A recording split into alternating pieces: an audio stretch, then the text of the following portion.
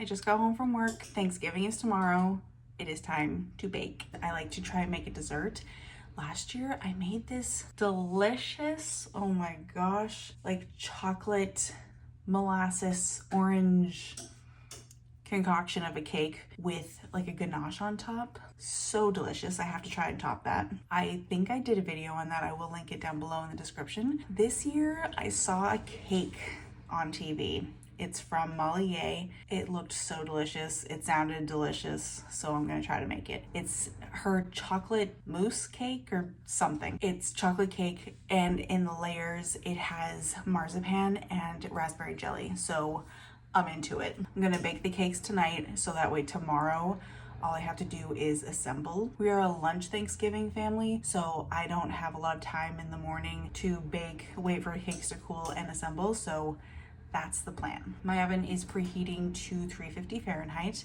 We can get going. Got my big bowl. In here go my dry ingredients, so flour, my cocoa powder. The recipe says sugar. I always thought sugar was a wet ingredient, but apparently in this recipe it is not, so it's going in with the dry. Some kosher salts and baking powder and soda. Give this a whisk so it's all combined, and this will help sift. Another one. Milk, I'm using whole, some vegetable oil, a little bit of vanilla extract. I'm using some paste and a couple of eggs. I really should break these into a separate container first, but I'm living on the edge tonight. This gets a whisk. My wet goes into my dry. Get it all. Give this a mix around. And then I'm gonna add in some hot coffee. The coffee will really give the chocolate just an oomph, like it's a enhancer for sure for chocolate. That's why you see coffee in so many chocolate cake recipes or any chocolate in general recipe. Now I'm going to evenly disperse my batter. Before I do that, I like to weigh it and then I know it's pretty much even. I'm like not a scoop person or like a guessing. I like the math. This recipe makes, I think it was like 4 6-inch cakes. However, I have a very large family, and so I want to get as much as I can out of this. So I'm gonna make 3 8-inch cakes. I have greased and lined my baking dishes. Here we go. I like to kind of just give them a light slam against the counter. Let the air bubbles come up. These are going in the oven for like 20 to 30 minutes-ish. Watch them, you know your oven, until, you know, a pick comes out clean. These have been cooling just for a few minutes. I wanted them to come away from the sides, and that's exactly what happened. Ooh, beautiful. These smell so good. I'm going to let them cool the rest of the way on my wire rack so that I can wrap them up for the night and be done with it. It's the next morning, bright and early. It is time to get myself together. The marzipan. She makes it into discs so it can go in between the layers of the cake, but I don't know how she did that. Like, this stuff is so sticky, but it's so good. So I think using some powdered sugar so it won't be as sticky if I try to roll it out between like parchment paper. That's the plan. That's what we're gonna try to do. I split it out into 2 equal balls. If you have not worked with marzipan before or eaten it, you are missing out. It is so good. It's like this chewy, yummy, almondy. I don't even like almonds that much, and I enjoy some marzipan. I'm gonna try to get this into a thin layer. Oh shoot, I didn't even put the powdered sugar on there. It's too early for this. It doesn't seem to be sticking, but you just can never be too sure. Ooh, that's like perfect. Okay, that was easier than I thought. Okay, I don't understand measurements, so like about that thickness. Whatever is good for you to keep it inside the shape of your cake. Okay, I want to make the frosting now. So in a bowl, I'm just going to sift some cocoa powder and some powdered sugar. For frosting, I like to sift because I really want it smooth. So that's what I'm gonna do. I love this because buttercream is, I don't know, it's not difficult to make, but it's just a pain for me. So really, I'm making like a whipped cream frosting. So got some cold, heavy whipping cream, and I'm just going to beat it until I have a soft peak. Very soft peaks right there. Now I'm gonna slowly add in my sugar and cocoa powder mixture.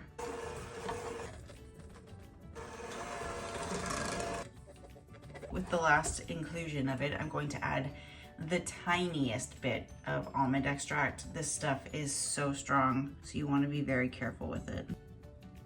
Like literally that's it. And I want to add a pinch of kosher salt because just like the chocolate and the coffee and how the coffee enhances it, salt enhances anything sweet and it makes it taste 10 times better. So do it. Now I'm gonna mix this up until it's like a medium peak. Medium to medium firm-ish. There you go. I added a tiny bit of milk just to thin it out a little bit more. It was getting, would help if I didn't leave the fridge open. It was getting a little too thick, so I just put a little bit of milk in there. I feel like it even could use a tad bit more sugar. Do it to your liking, taste it, adjust, and that's your frosting. Make them a little more flat. I mean, they're not very humpalicious, but I could flatten out just a little bit. Also that way you get like a little bit of a snack, you know? One of my aunts got this for me at an estate sale. It's just a little cake plate, or well, I'm gonna use it as a cake plate. I don't even know. Oh, it's got like blueberries, or is it cherries? I don't know if you can see that. It's so pretty. Whenever she sees pink glass like this, she always picks it up for me. It's so cute. Okay, first layer. Get my little offset spatula, very handy tool. Oh, I didn't cut this one very straight. Oh well. One of my marzipan discs. And now we're going raspberry jam, preferably seedless. I'm just using some Smuckers. I do not want to be picking seeds out of my mouth. Try to give that a spread. The next layer, last layer, to try and even everything out, I'm gonna put upside down so it's a little flatter. Nice and sloppy. Well, I guess I do have enough frosting. I'm always that one that worries that they're never gonna have enough. There's never gonna be enough food. No one's gonna be able to have all the stuff they want, but I need to learn to relax. That's what my mother always tells me. Megan, relax.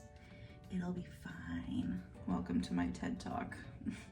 Well, this definitely won't get me anywhere on Bake Off, but I bet it'll taste all right. It's got a good personality, you know? She curves a little, but it's okay. And there you go. This is cream, so she's going in the fridge until I'm ready to bring her over to the house where we shall feast. But I will report back. Hopefully I can get some footage if I don't forget, if just cutting it open and seeing the beautifulness. This thing's a beast. If this were a darker chocolate and just full of chocolate on the inside, this would definitely be looking like a Bruce Bugtrotter cake. I for sure need to make a Matilda cake soon. What I can do though, give this a little test with my scraps. I forgot that I had, I'm gonna make a little taco. It turned into a sandwich. Okay.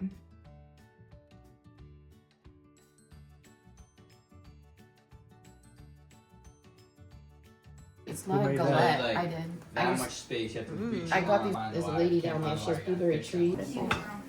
Yeah, I didn't notice that. Yeah, that I didn't notice that either.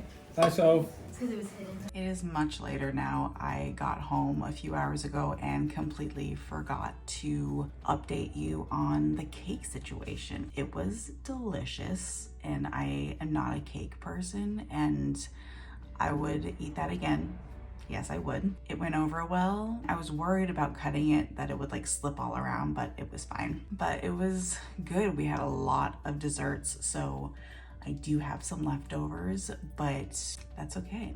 Let them eat cake. I would recommend that cake for sure. The recipe on her website, the measurements were like wackadoodle. So I'm gonna link the one down below that I found on Food Network's website. Very easy to make, very easy to follow, delicious. So I highly suggest you make that cake. And if you do, I hope you enjoy.